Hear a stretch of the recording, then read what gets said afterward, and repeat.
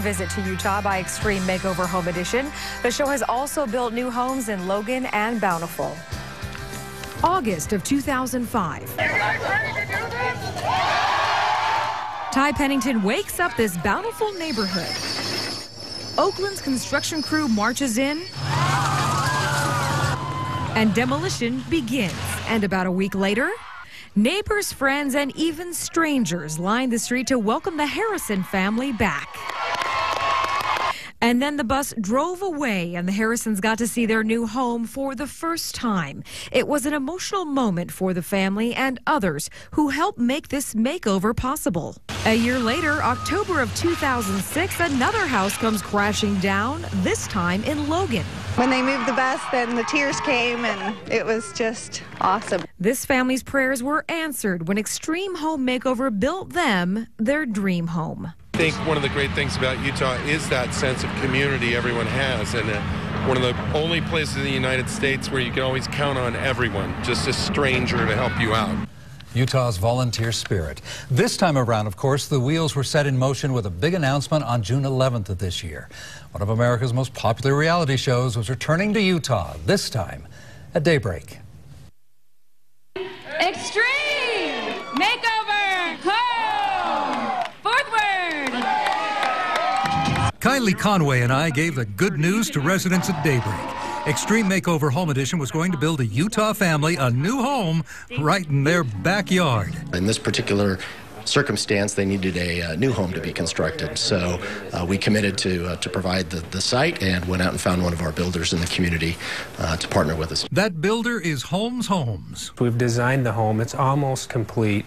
We've literally taken a home from a piece of paper where we made sketches, and now we have it engineered and ready to go, and we fit the needs of the family. We're going to build a home. We get 104 hours to actually build the home before we turn it over to the decorators for a deserving family, for a really a family that is in need. Troy Karchner oversaw the makeover of a home in Logan. Yeah, I'm okay. And he gave a few tips before the construction at daybreak even began.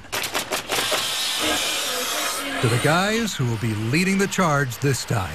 There's times where you've got 4, 5, 6 different trades all working there on top of each other. Troy assured them they'd do just fine, but they kept an eye on the sky.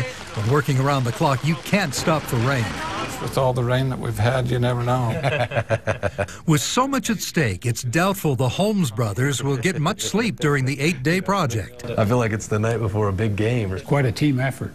The patriarch of Holmes Homes says an entire industry is coming together to build the home for a very worthy family. We appreciate our associates more than we ever had. Their willingness to jump in, their willingness to be generous, and that's quite a message. And joining us now in studio live, we have the Holmes brothers, Patrick and Spencer. Thanks for being with us. Let's talk about building this project. Over and over again we said going into this, in fact I think Mr. Karchner also told you, you just don't know what you're in for.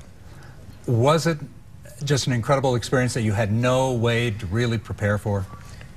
I think that's a very fair statement and an unbelievable experience. I remember when we first started it, Brent, and we dug the foundation, I thought, how in the world are we going to do this? And then when you fast forward and think about the day that we moved the bus and gave the family to the Gomez, gave the home to the Gomez family, what an incredible experience. No way to prepare for it. Now, we had talked about rain as being a possible sticking point during construction, but you guys had pretty good weather, didn't you? Perfect weather. Yeah. Not a drop of rain. Not a drop of rain. That's right. A lot of sunshine. Yeah, a little bit on the hot side. That's right.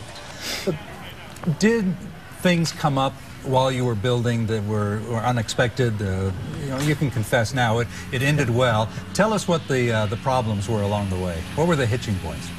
I think just the whole thing of not knowing, how it was going to go, and we'd planned it on paper, but as you know, not everything goes according to plan on paper, and the foundation was really, really big, and that was really our first snag in the project, was the size of the foundation of the home, and we got through it, like you said. And we were about, 18 hours behind as we started? At one point. At one point, and we caught it up with all of the volunteers and our wonderful subs and suppliers, and we're able to turn the home over to to the show, and then, of course, the Gomez family. And what about the juggling act that you had to do when you got to get plumbers in, you got to get electricians in, you got to have someone doing the floor work, the finish work? I mean, did you ever have them stacked up waiting like an air traffic controller with not enough runway and too many planes in the sky? Oh, absolutely. They were crawling all over each other inside of that house and outside of the house as well, weren't they, Spencer? We were. It was amazing. The number of people between the trades and the neighbors and the volunteers, and honestly, it was unbelievable. Now, the key question, would you ever consider doing it again, knowing what you know now? Absolutely. How could you not give back?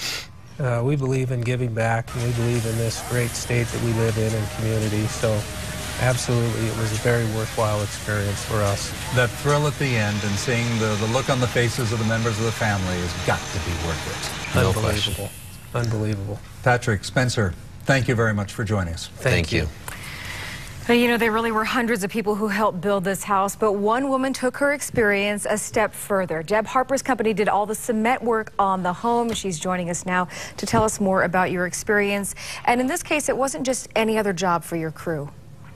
No, this was something pretty special. I kind of had gotten to know Jonah through the Real Players, but my company is it's a family-oriented company, and whenever we have a chance to give back and do something like that, it's as special to us as it is to them. And I know that some interesting things had to happen to actually get you to this spot, because you've always wanted to work with charity, but then you had this need to stay with your business as well. Yeah, I had lost my husband, actually, in September, and it was his company that first started, and I'd been working with him. So I needed something, and I've always been involved in charity, but I needed something at that point to really honor his memory. And to me, that was really something, because that was his heart. He loved to do things for people. And the whole concrete thing, that, you know, they're out there, they're doing all this stuff, and I understand Ty Pennington actually asked to meet you. He did. I have a good friend that was in Texas, and somehow she had gotten to him and told him that I had had quite a year. I'd lost my husband, and I actually lost my mother in February as well. So, and you know, doing the charity work, I don't do it for that reason. And so it was a pleasant surprise, and what a nice guy he is. It was great to meet him. Okay, and Deb, you've been doing a lot also for Jonah in many different ways, not only with the concrete, but you've also been helping to try and find bone marrow people. I have. I started with DKMS Americas, working with Andy Williams' wife when she was diagnosed with leukemia, and we traveled around trying to find a match for her. Then it came up that Jonah was needing a match as well, so I kind of got back into it, and it was another thing that I've needed. It's so amazing. I was speaking the other day, we had a really small registry, and only registered like 40 at a match, and we were thinking, you know, that's kind of depressing. Well, come to find out, we found a match out of the 40 people. Really? So it doesn't take thousands to make it happen. It can be just that one person. So we're still trying to find Jonah's match. Is that hard?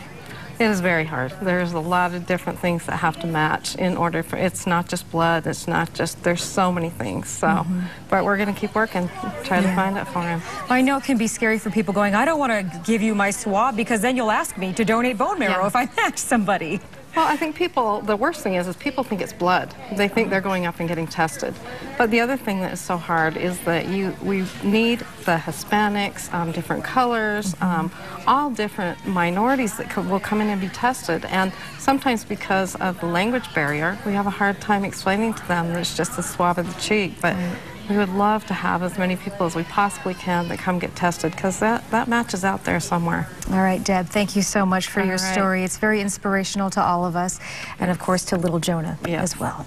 Thank you. Coming up, a woman who lives at Daybreak didn't even know the Gomez family, but that didn't stop her from making a scrapbook for them. Coming up, she captured the entire process, one shot at a time.